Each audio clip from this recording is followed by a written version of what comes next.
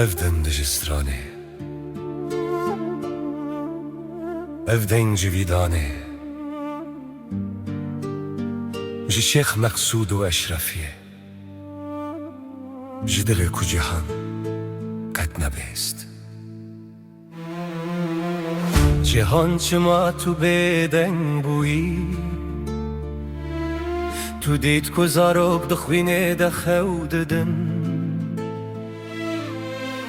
tu dît ku mal bûn agirwax, lê tu bi çavên girtî seyr kirî. Te got mafên mirov hene, lê li ber gotin bir.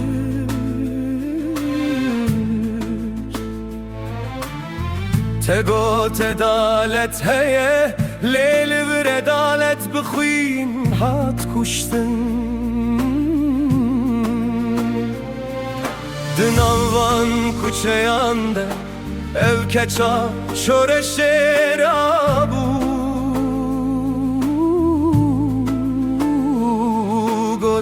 Ez teslim nabım, şimki rumet bi şerte naye dayi.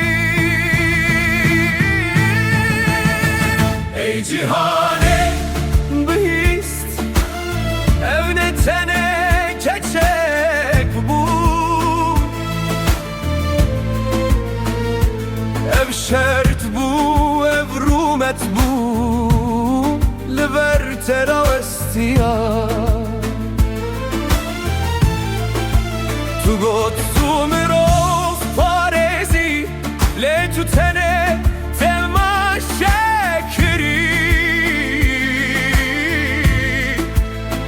Ev keça şoreşê keterde, û tu eşî bêdeng mayî.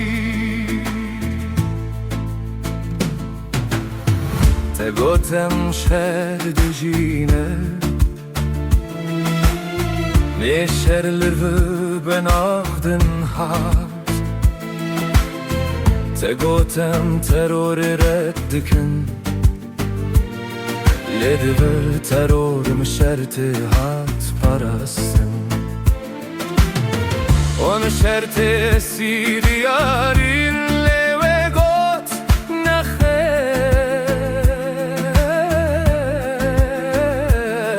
Mirim di şertê serbilindi, ji jiyarê berûmet pastire. Wan jismê wê avêtin ji serbarê, lê wan şert nikarî kuştin. Navê brê keşê şoreşê, li dilê gelê bi agir hat nivîsandir. Ey cihane tu bikîreyî, di şertan di rûbet, bi xwîran di rastî. Ev keşa şoreşê tu bi destê xwe kurban kir, ne bi kuştinê lê bi bêdendiya xwe. Ev ne çîrokê ketemî, ev bengeya şert e, ku şert yerimer, û rûmet bixwînma. Heke îro bêdeng binînî,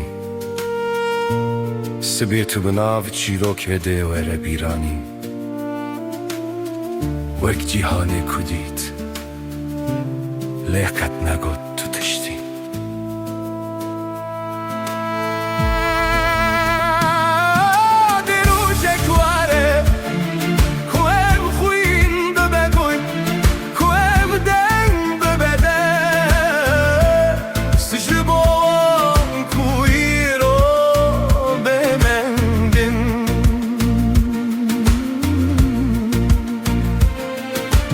Şeyh Meksud و اشرفیه متنه را بین هره بینن. وان بو شرطن vidane,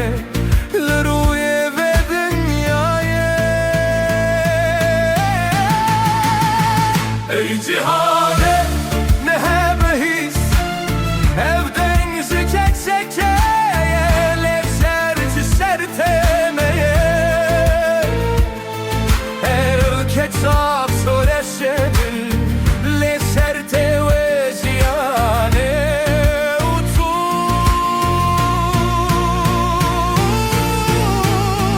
tu hesi bersimavey